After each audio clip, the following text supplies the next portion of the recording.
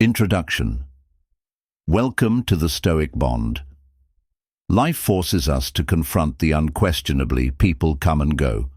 We connect with people and form relationships, and frequently tie our feelings to those relationships. But what occurs when those ties break? How do you deal with the emotional burden when someone is no longer resides in the same area of your life, or realizing that they have never shared the same level of emotional commitment that you could inquire as to how I can quit caring, or whether I can actually emotionally distance oneself without losing a fragment of... For me, this is where Stoicism comes in, especially Marcus's wisdom. Aurelius provides us with a Stoic path. We're experts at comprehending human feelings, not by denying them, but by gaining the ability to balance their hold on emotional detachment from our life. Isn't about growing aloof or uninterested, but about taking back the authority to act with inner serenity and clarity. This post will walk you through 5 classic Stoic guidelines for emotionally distance oneself from a person by employing. The wisdom of Marcus Aurelius is our beacon. This goes beyond theory. It's helpful suggestions aimed at changing the how you interact with people and yourself. Rule 1.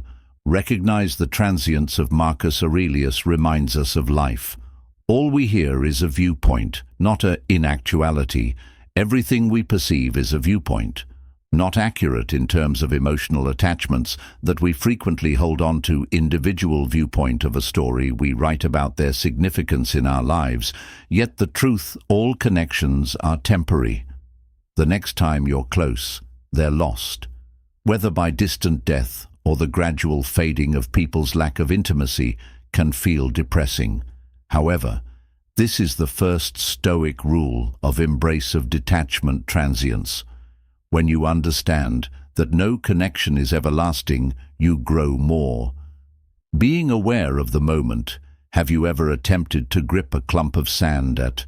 The more tightly you squeeze the beach, this is a natural method for it to slide away more quickly. The more we strive to have, the more the law of life.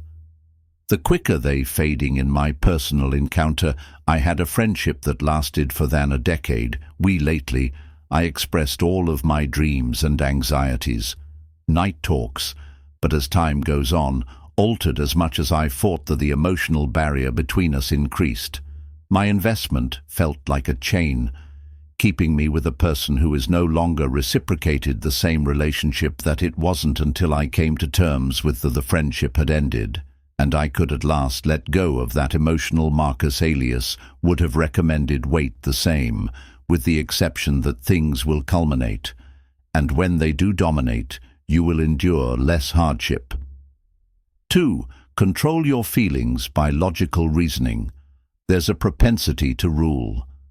2. Control your feelings. Feel that your feelings are in charge of you. Experience anguish, despair, and rage. Those responses occur spontaneously while you're emotionally invested in someone, but the harsh reality is that feelings are not. In actuality, they are the result of your ideas, opinions, and interpretations of incidents involving the Stoics, and Marcus Aurelius strongly adhered to this idea. We are not dependent on our feelings. Our emotions are dependent on our ideas that Marcus Aurelius imparted to us. The mind is in charge of how we react to the world that you can influence.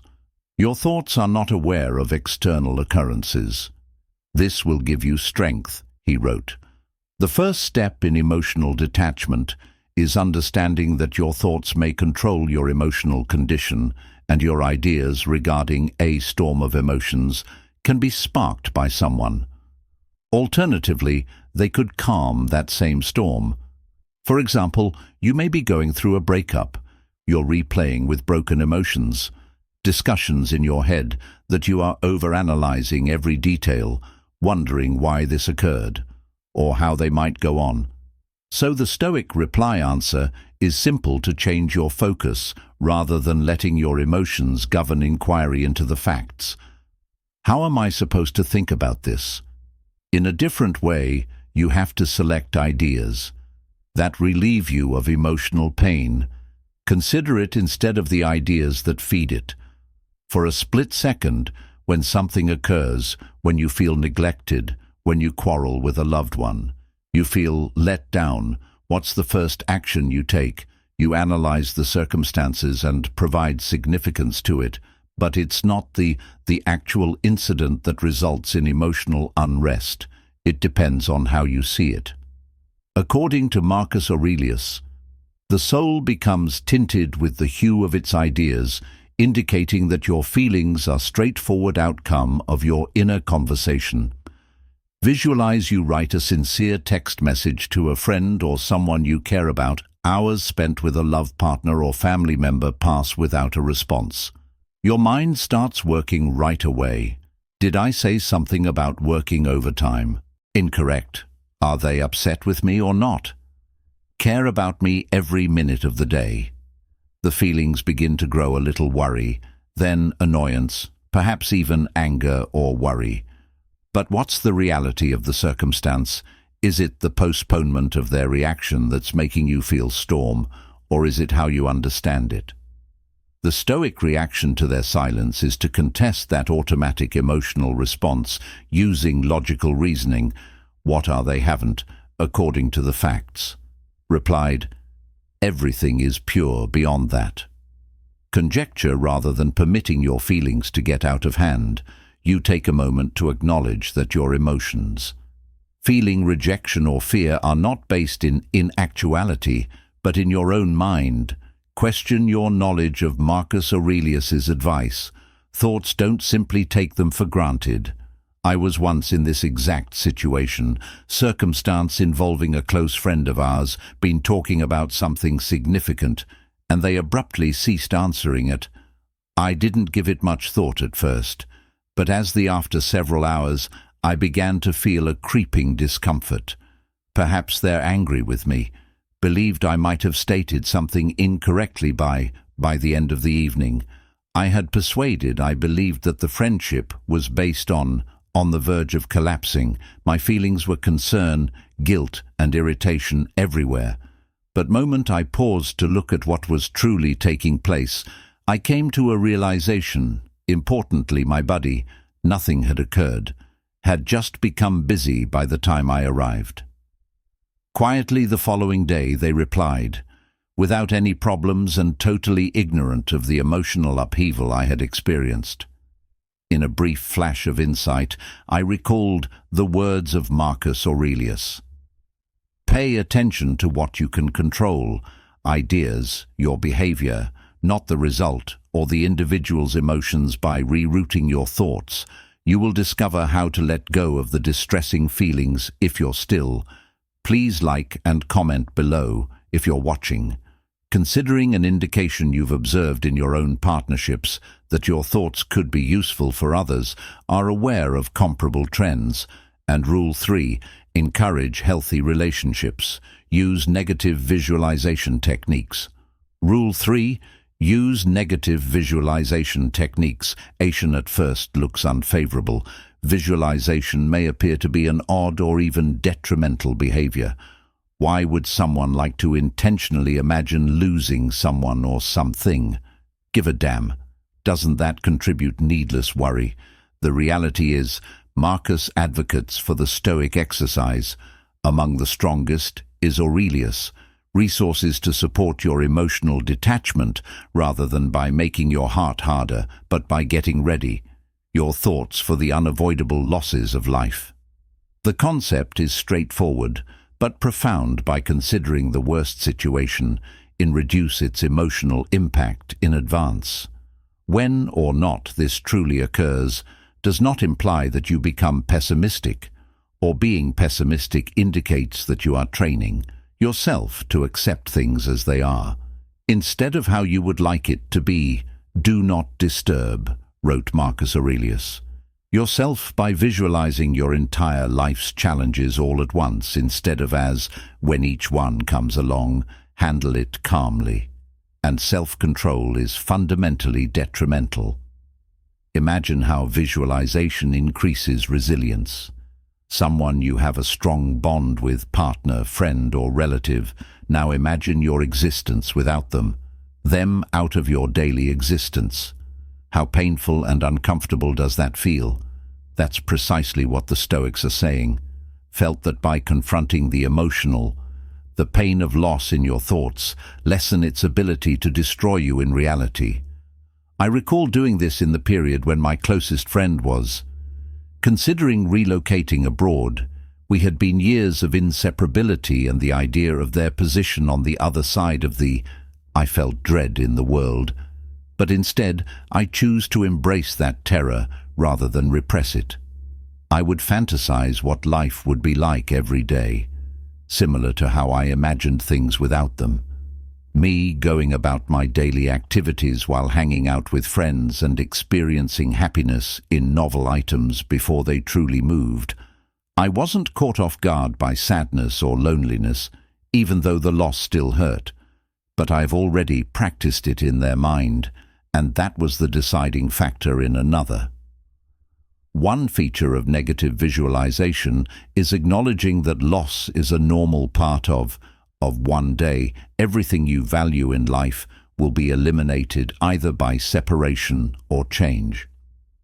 This isn't intended to be a morbid thought, but one that is freeing when you give up on expecting permanence, considering yourself entitled to it, and when you quit, fear of feeling entitled to something, of losing it, decreases the amount of partnerships. For instance, the majority of us, when we start dating, we assume will never end, so we don't prepare for things to finish. But in reality, nothing is certain, as opposed to holding on to the Stoics' illusory hope of permanence method is to be grateful for what you already have, while possessing it and being aware that it will ultimately alter. This alteration in perspective can be really liberating.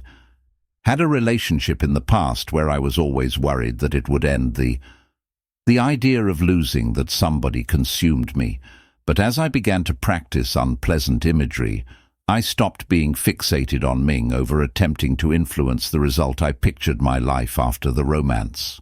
And even though thinking about it hurt, it served as a reminder to be thankful for the current time when the partnership did. Ultimately, I discovered more about myself, more ready than I ever imagined I would be. The true talent of negative visualization is that it fortifies your inner resiliency by constantly envisioning the worst situations in which you cultivate an inner solidity that is difficult to shake. Changes in life teach you that whatever occurs, you will be all right. And that is the most extreme kind of emotional separation from life, but not from the delusion that things must remain. The same applies to Rule 4, to be joyful. Concentrate on what you can. Regulate, one of the fundamental lessons of Rule 4. Pay attention to what you can manage. Stoicism, and among the strongest insights you can accept, is that you have some control over certain things. Control, and there are external factors that your authority in relation to removing oneself emotionally from someone. This making a differentiation becomes vitally important. Why a large portion of the suffering we experience in partnerships is the result of our desire to exert control on things that we just cannot.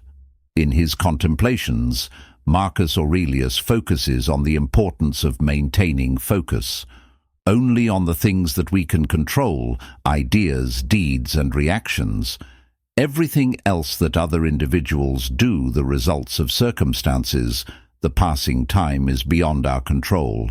The more you attempt to manage the external environment, your influence, the worse things will get for you.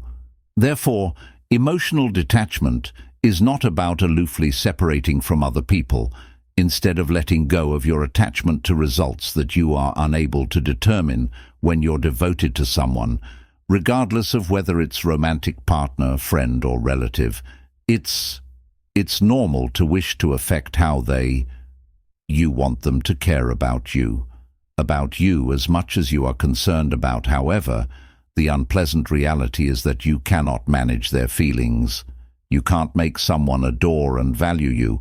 or provide you with the only treatment you deserve.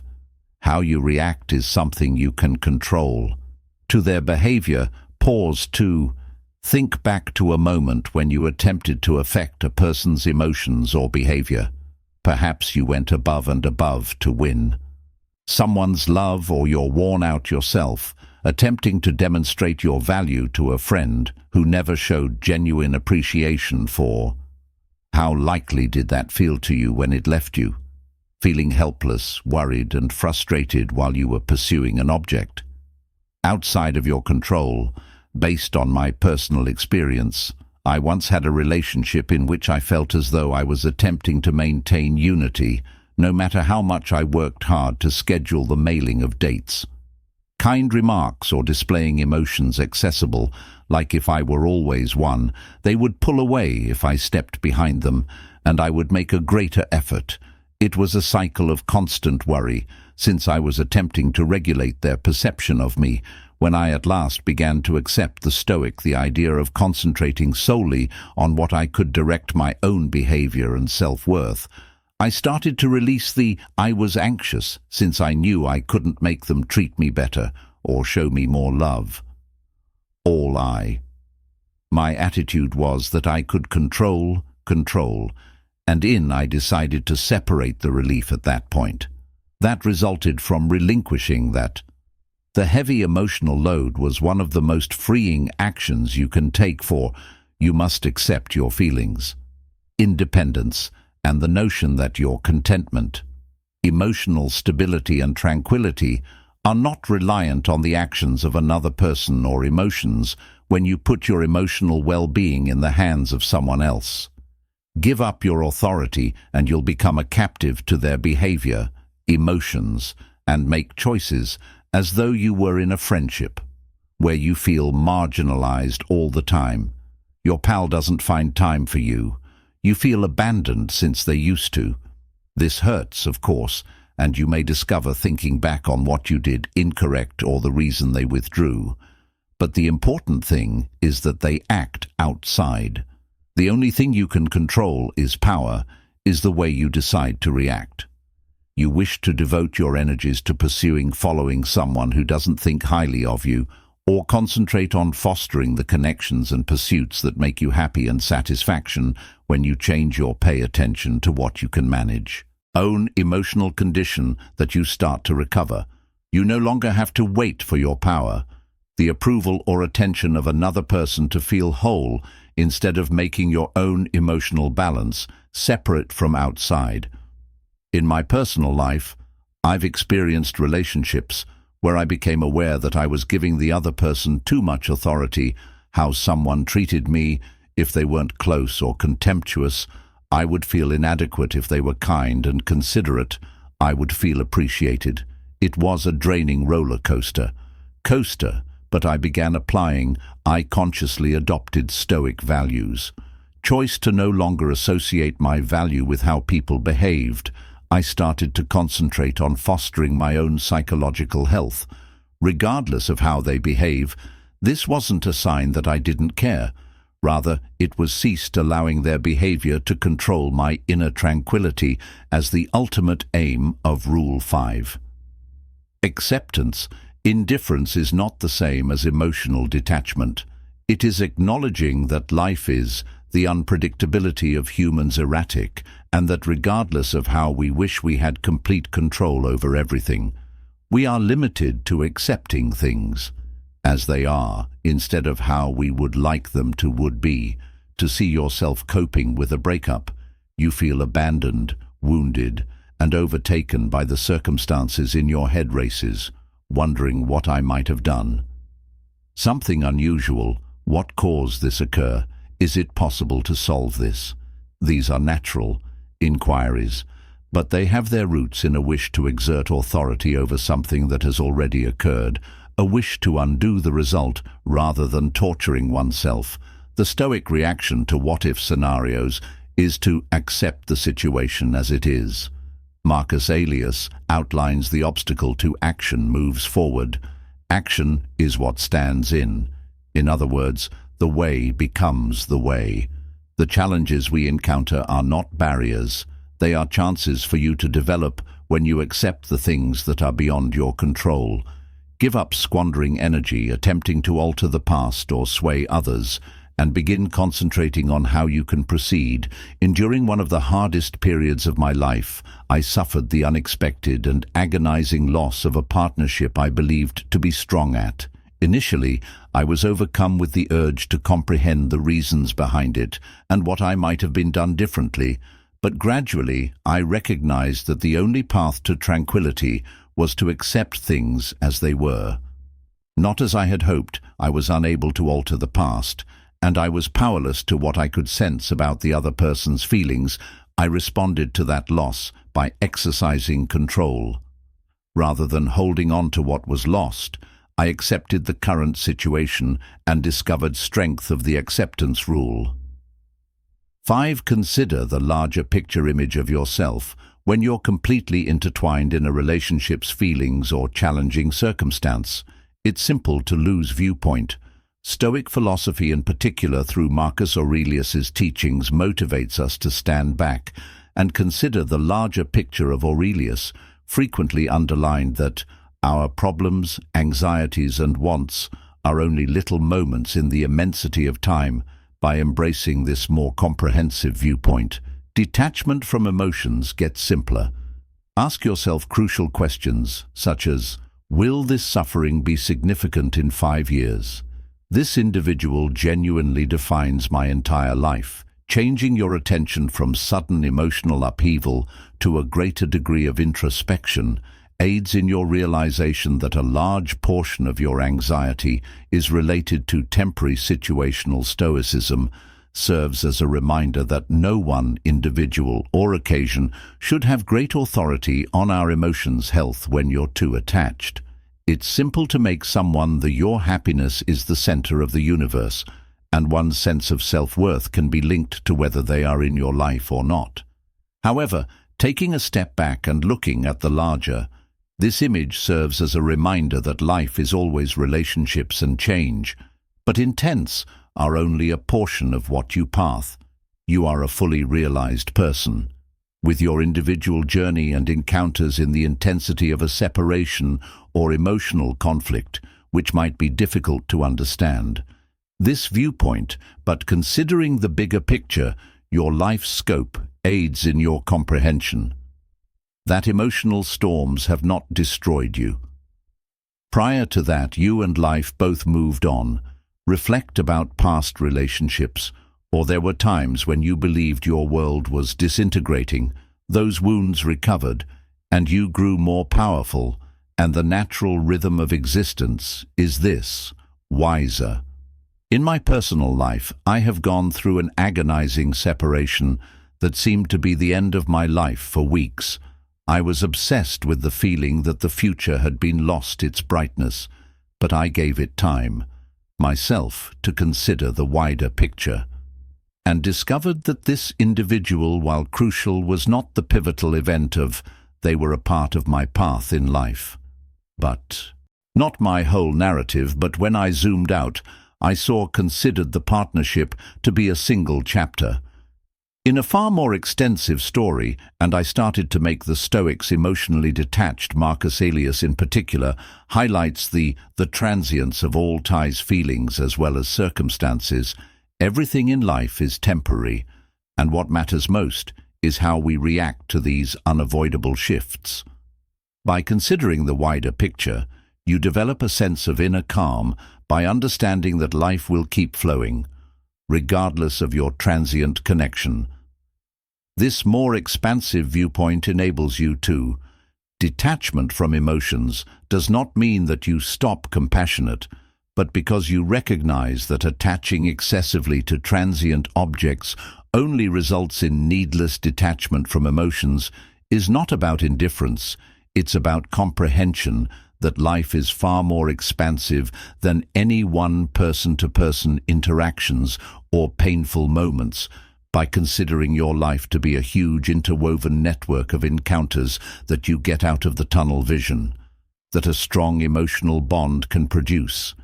In the end, emotional distance is not about suppressing your feelings or keeping oneself apart from the outside world, is about acquiring resilience and authority over your reaction to life's unavoidable alterations. The Stoic path provides not a fast fix, but a path to inner tranquility by accepting impermanence and becoming adept at feelings using logical reasoning and considering the wider perspective.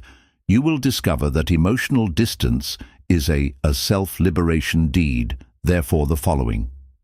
When you feel like you're gripping firmly to someone or something, please, do I have self-control over my emotions? Emotional freedom is waiting for me, but they rule me. People who are willing to let go,